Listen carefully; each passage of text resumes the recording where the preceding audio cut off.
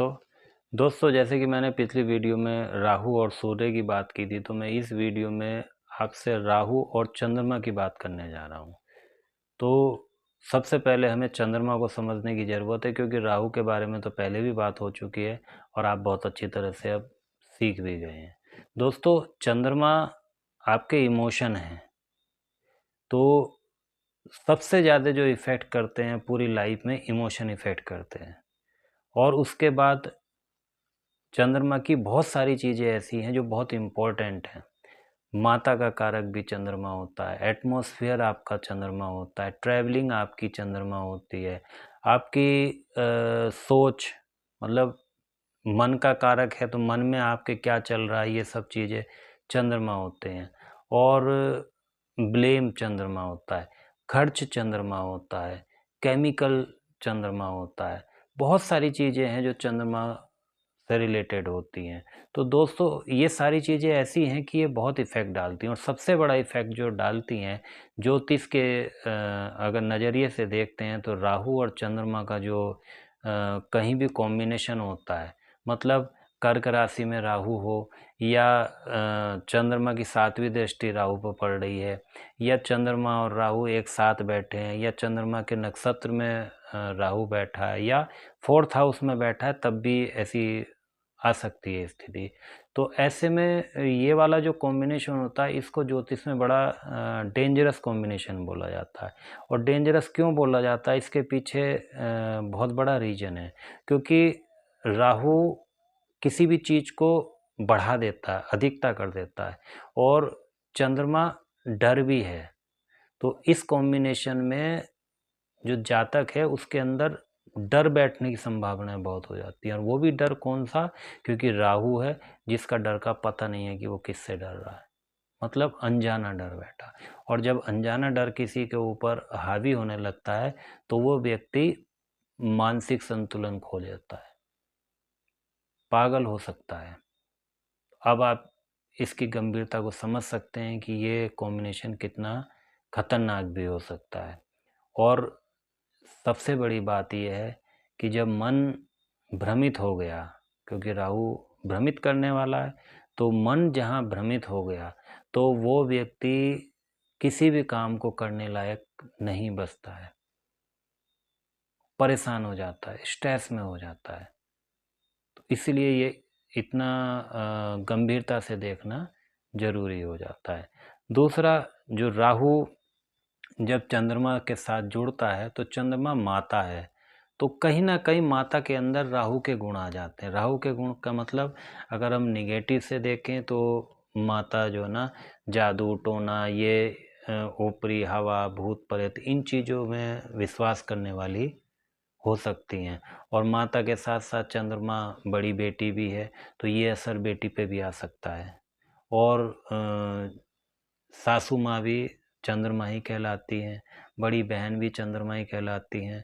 तो ये लोग जो हैं वो एक सी क्वालिटी के हो सकते हैं, टोना टोटका वगैरह इन पे विश्वास करने वाले हो सकते हैं।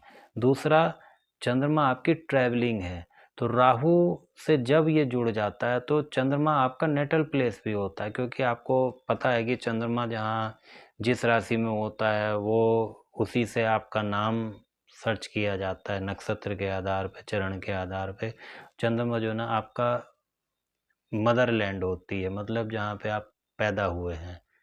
तो सीधी सी बात है, राहु आउट हो जाता है और वो लोकल हो जाता है, तो कहीं ना कहीं इनका कॉम्बिनेशन नहीं बैठता है, इसीलिए चंद्रमा खराब होता है। तो इसका सबसे अच्छा उपाय ये है कि उस जातक को उसके नेटल प्लेस से कहीं दूर रहना आवश्यक हो जाता है। वो अगर नेटल प्लेस पे रहेगा, तो ये निगेटिव सारे रिजल्ट उसको मिल सकते हैं। तो उसको कोशिश ये करना चाहिए कि वो किसी दूसरी कल्चर वाले प्रदेश में या देश में चला जाए। अगर वो वहाँ ट्रैवलिंग करता है, वहाँ जाता है, तो उसको इस चीज़ का बहुत फ़ायदा पड़ेगा, राहु उसको परेशान नहीं करेगा। दूसरा, राहु के बारे में आप जानते ही हैं।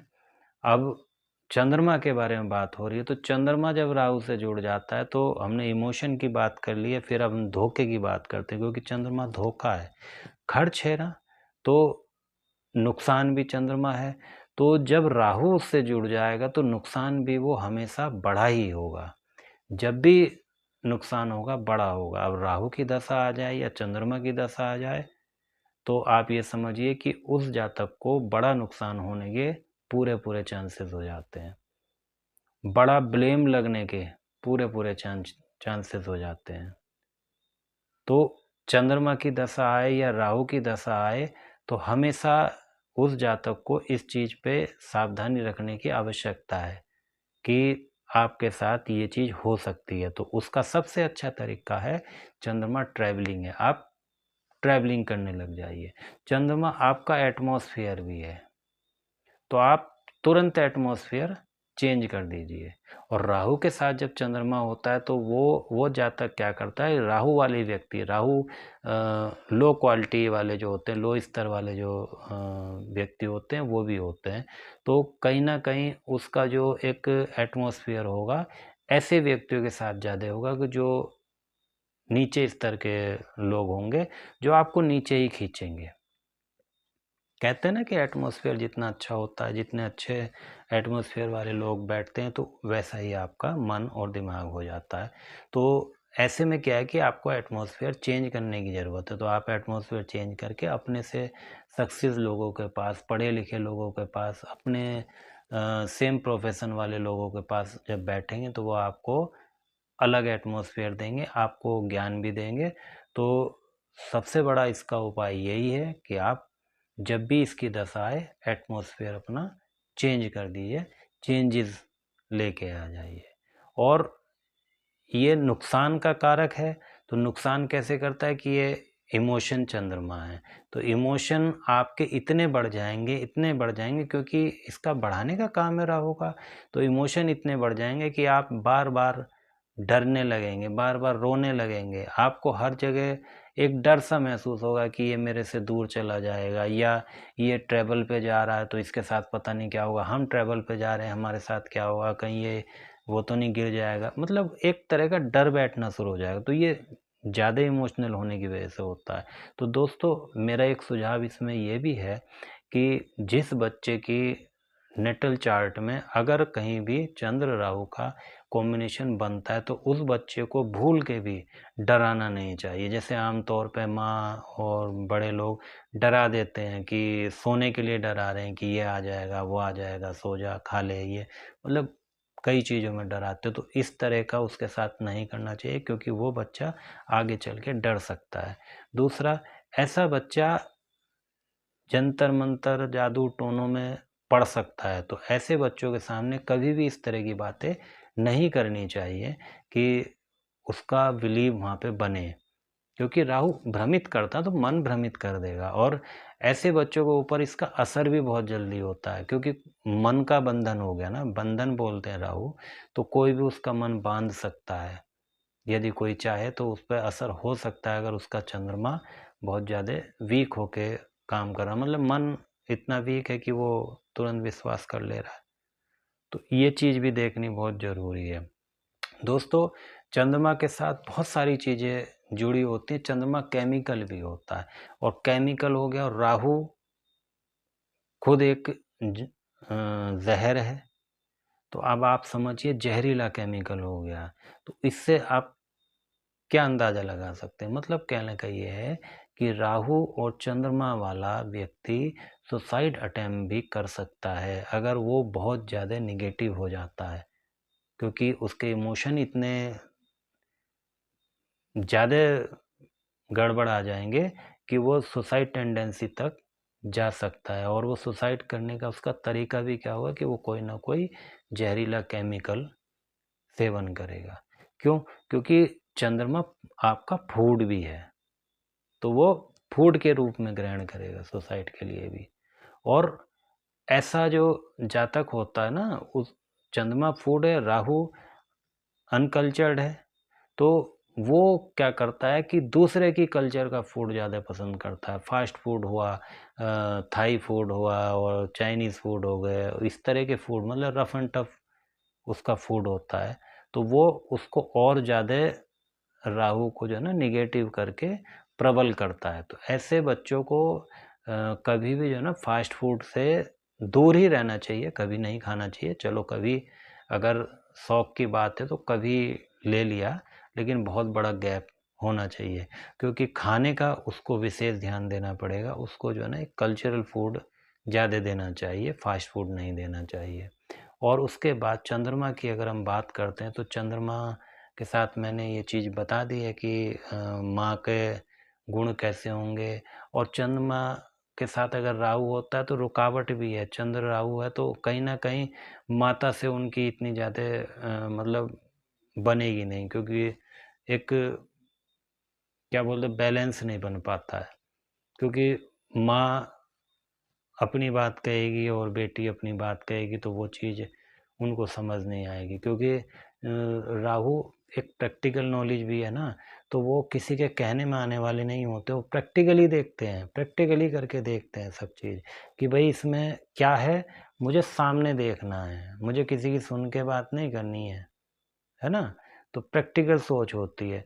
तो राहु के लिए और चंद्रमा के लिए बहुत ही निगेटिव चीज़ें हमारे इसमें वीडियो इतनी भरी पड़ी होती हैं। ऑनलाइन आप देखेंगे राहु चंद्रमा, तो वास्तव में वो इसीलिए है। तो उसके लिए कुछ सावधानियां ऐसी हैं कि आपको सावधानियां बरतनी बहुत ज़रूरी हैं। सबसे पहली बात तो ये है कि चंद्रमा जल है, और राहु को अगर ठीक करना है तो आप गंगा जल का प्रयोग जरूर करिए। गंगा जल पिलाइए उसको, गंगा जल में नहलाइए उसको, बहुत ज़रूरी है। और उसको क्या करना है कि ट्रैवलिंग करनी है, तो ट्रैवलिंग कहाँ करनी है, आउट ऑफ स्टेट करें या फिर आउट ऑफ कंट्री ट्रैवलिंग करें। और दूसरा, चंद्रमा राहु वाले को क्या करना है कि पूजा में ध्यान लगाना चाहिए, उसको ध्यान करना चाहिए, मेडिटेशन करना चाहिए। उससे क्या है कि उसका मन भ्रमित नहीं होगा। राहु और केतु का एक बैलेंस बनता है, तो जब बैलेंस बनेगा तो उसका ध्यान भ्रमित नहीं होगा। ऐसे ऐसे लोगों को क्या है कि कोई भी कार्य करें उसमें ट्रैवलिंग जरूर होनी चाहिए, बैठ के वो काम ना करें, ट्रैवलिंग ज़रूर करें। मतलब कहीं भी आपका कोई वर्क प्लेस है तो आधा पौन घंटे की दूरी ऐसी होनी चाहिए कि वो ट्रैवलिंग करके जाए। और राहु ऑनलाइन भी है और चंद्रमा क्या है, मन है, तो आपके इमोशन भी हैं। तो ऐसे लोगों को ऑनलाइन जो कंटेंट है वो ऐसे देखने चाहिए कि जो आपको भ्रमित ना करें, मतलब गलत कंटेंट पे नहीं जाना चाहिए। डरावने कंटेंट देख रहे हैं या कोई ऐसे मटेरियल देख रहे हैं कि जो आपके दिमाग पे गलत असर डाल सकते हैं, तो उनको क्या करना चाहिए कि अच्छी चीज़ें उसमें मोटिवेशनल चीज़ें, क्योंकि चंद्रमा मोटिवेशन भी देता है। तो आपको जो ना वैसी चीज़ें देखनी चाहिए और अपना मन फ्रेश करना चाहिए, अपना एटमॉस्फेयर आपको अच्छा रखना चाहिए, अच्छे अच्छे लोगों के पास बैठना, अच्छे लोगों के साथ उठना बैठना होना चाहिए। और दूसरा, राहु अंधेरा भी होता है तो चंद्रमा मन होता है, तो मन में अंधेरा हो रहा है, तो मन का अंधेरा कैसे निकलेगा, जब आप अच्छे अच्छे लोगों के साथ बैठेंगे, अपने सलाहकारों के पास ऐसे कोई बैठो कि जो खुद में अपने आप में सुलझे हुए और मस्त मौला होते हैं, क्योंकि चंद्रमा मूड भी है। दोस्तों, चंद्रमा की जो स्पीड होती है वो इतनी तेज होती है कि वो 2.25 दिन में एक राशि को पार कर लेते हैं। तो आप उससे आप अंदाज़ा लगा सकते हैं कि चंद्रमा की स्पीड कैसी होती है। तो समझ लीजिए कि जब राहु के साथ अगर चंद्रमा कहीं बैठता है तो उसके मूड में जो होता है ना, इमोशन में फ्लक्चुएशन बहुत ज़्यादा होता है कि वो अभी तो एकदम से सही मूड में बैठा था, अभी उसका मूड एकदम ख़राब हो गया। कहीं पे उसने फ़िल्म देख ली या कोई घटना ऐसी देख ली, तो वो घटना उसके मन में बैठ जाती है, तो वो कभी रोने लग जाएगा, और कभी हँसने वाली घटना है तो वो हँसने भी लग जाएगा। तो उसका मतलब साफ है कि आप अच्छी घटनाएँ सामने देखें, अच्छी सीरियल वगैरह जो भी देखना, अच्छी चीज़ों पे ध्यान दें और अच्छा एटमॉस्फेयर रखेंगे तो ये चंद्रमा नुकसान नहीं देगा। और एक चीज़ मैं इम्पोर्टेंट बताता हूँ, राहु जो है ना, राहु का जो नेगेटिव इम्पैक्ट जो पड़ता है वो थर्ड जनरेशन पे बहुत जल्दी पड़ता है, क्योंकि राहु एक तरह से दादा है ना, तो आप उससे अंदाज़ा लगा सकते हैं दादा। तो चंद्रमा के साथ अगर दादा होते हैं तो दादा के अंदर वो क्वालिटी हैं चंद्रमा की तरह कि दादा इमोशनल थे, दादा बहुत मतलब ट्रैवलिंग करने वाले रहे होंगे, वो इधर-उधर घूमते जाते रहे होंगे, लोगों के इमोशन की बात करते होंगे, या हो सकता है कि कोई साइकोलॉजिस्ट भी हो सकते हैं, क्योंकि चंद्रमा साइकोलॉजी भी है। तो वो व्यक्ति अगर साइकोलॉजी पढ़े तो उसका फ़ायदा हो सकता है। तो दादाजी की बात मैं कर रहा हूँ, तो दादाजी का जो असर होता है उनके कर्मों का थर्ड जनरेशन पे जाता है। राहु हमेशा थर्ड जनरेशन पे ज़रूर असर डालता है। तो इसके लिए आपको सावधानी ये रखनी पड़ेगी कि चंद्रमा की जो चीज़ें हैं, उन चीज़ों की नेगेटिव इम्पैक्ट कभी भी आप किसी पे न दें। नहीं तो आप तो भुगतेंगे ही, लेकिन आपकी थर्ड जनरेशन उस चीज़ को ज़रूर भुगतेगी। अब कहने का मतलब मैं आपको बड़े आसानी से समझाता हूँ कि सपोज़ चंद्रमा इमोशन है। अगर आपकी वजह से कोई व्यक्ति रोता है, उसके इमोशन डिस्टर्ब होते हैं, तो ये समझ लीजिए कि उसका असर आप पे तो पड़ेगा ही पड़ेगा, लेकिन आपकी थर्ड जनरेशन, आपके पोते-पोतियाँ जो हैं, वो इसका नेगेटिव रिजल्ट ज़रूर मिलेगा उनको। वो बहुत परेशान हो जाएँगे। यदि आपके द्वारा किसी का कोई खर्च होता है, नुकसान होता है, तो ये समझ लीजिए कि थर्ड जनरेशन पे इसका बहुत बड़ा फ़र्क पड़ना है। यदि आपके द्वारा किसी पे भी ब्लेम लगता है, या आपने किसी के साथ धोखा कर दिया है, तो आप तो भुगतेंगे, आपकी थर्ड जनरेशन पे भी वो असर ज़रूर पड़ेगा। तो चंद्रमा की सबसे अच्छी रेमेडी यही है। राहु के साथ अगर चंद्रमा है तो आप किसी के इमोशन से मत खेलिए, सबके इमोशन को समझिए और उनको इमोशनली सपोर्ट करिए। किसी के नुकसान में आप शामिल होकर उसको उबारने की कोशिश करिए। आप कहीं ना कहीं अपनी ये रेमेडी इस तरह की करेंगे तो आपकी थर्ड जनरेशन को और अच्छे रिजल्ट मिलेंगे। उनका चंद्रमा एक अच्छे प्लेस पे प्लेस्ड हो जाएगा, है ना? तो ये करना बहुत ज़रूरी है, क्योंकि चंद्रमा एक ऐसा ग्रह है कि जो इतनी जल्दी बदलता है कि वो रोज़ चल रहा है। तो आपकी कुंडली में डेली चंद्रमा कहीं न कहीं किसी न किसी ग्रह से जुड़ता रहता है। तो जब भी वो राहु से जुड़ेगा, अगर वो पॉजिटिव होगा तो आपके लिए कुछ पॉजिटिव ही लेके आएगा। तो चंद्रमा राहु वाले व्यक्ति हमेशा इस चीज़ का ध्यान रख के चलें, कभी भी किसी के साथ गलत नहीं करना, क्योंकि चंद्रमा राहु वाले व्यक्ति एक इस तरह की क्वालिटी भी उनके अंदर होती है कि वो दूसरों को मंत्रमुग्ध कर सकते हैं, क्योंकि वो उनके बोलने की कला बहुत अच्छी होती है। क्योंकि चंद्रमा कला भी होता है, नेचुरल आर्ट जिसको बोलते हैं, जो एक बाय नेचर मिली भी होती है। तो नेचुरल आर्ट उसके अंदर इतनी होती है, और राहु उसमें आ जाए तो राहु तो वैसे भी आकर्षण का ग्रह है। तो आप उससे समझ सकते हैं कि वो अपनी नेचुरल एक आर्ट ऐसी रखता है कि वो दूसरों को मंत्रमुग्ध कर सकता है, कि लोग आपके पास बैठ के आपको सुनना पसंद करते हैं। आप किसी को भी सम्मोहित कर सकते हैं, ये समझ लीजिए कि आप सम्मोहित करने की शक्ति आपके अंदर है, लेकिन उसका आप गलत फ़ायदा नहीं उठाएंगे। अगर आपने ये सम्मोहन गलत के लिए उपयोग किया तो आप ये समझ जाइए कि ये राहु ही आपके लिए बहुत बड़ा नुकसानदायक हो जाएगा। तो दोस्तों, मैंने चंद्रमा राहु की बात की है। अब होने के लिए एक ग्रह की हज़ारों चीज़ें होती हैं, तो बहुत बड़ी वीडियो हो जाती हैं, और जब बड़ी वीडियो हो जाती है तो आप भी बोर हो जाते हैं। तो इसलिए मैं यहीं पे इसको ख़त्म करता हूँ, और फिर मैं भविष्य में आपको राहु और मंगल की, ये भी बहुत इंटरेस्टिंग विषय है, उसकी वीडियो शीघ्र आपके सामने प्रस्तुत करूँगा। तब तक के लिए धन्यवाद।